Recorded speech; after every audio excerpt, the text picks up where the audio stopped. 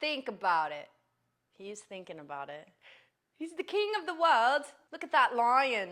Hey guys, so I made lunch for myself today. They're gluten-free buffalo chicken taquitos. So while I'm eating, I figured I would tell you guys how I stay gluten-free while traveling, because I feel like a lot of people kind of get anxious about traveling when they have a food allergy, but it's not as hard as you would think. Number one, pretty obvious, eat foods that you know no matter where you're at are gonna be gluten-free. We know fruits are gluten-free, we know vegetables are gluten-free. The majority of different rices are gluten-free.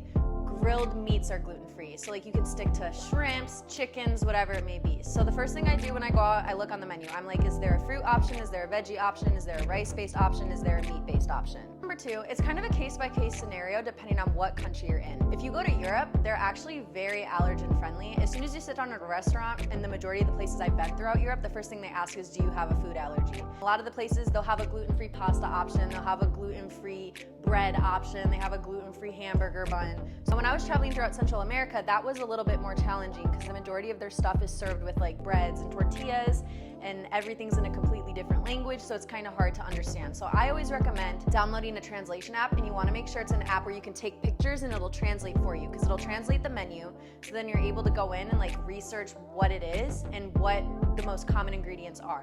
Then what I do is in my translation app, I'll put, is this gluten-free? Come to find out, a lot of people in certain countries don't understand what gluten is. So my next resort is I say, is this wheat-free? What's cool about like Central and South America is a lot of their stuff is corn-based, so you generally don't have to worry about it so much. It can be kind of unfortunate because there's a lot of things you want to try that could be gluten-free, but you're not certain. So I just say, is it worth feeling unwell over? I would rather eat something that I know will be healthy in my body so that I can enjoy my trip. When you travel, food is processed completely different in other countries. Sometimes celiac people, like fully celiac people, can eat normal pasta in Italy. So it can be a little bit of a learning experience too, and just kind of seeing what fits in your body. I'm gluten sensitive. I have an autoimmune thyroid problem, so it's super inflammatory for my body. So I'm not necessarily celiac that we know of. But I know I'm gluten sensitive, so I can try things a little bit here and there. So it's also just knowing how your body functions and what you're willing to try when you travel. I hope that this information helps, and it's Mia said she hopes it helps. She says gluten-free dog food for the win.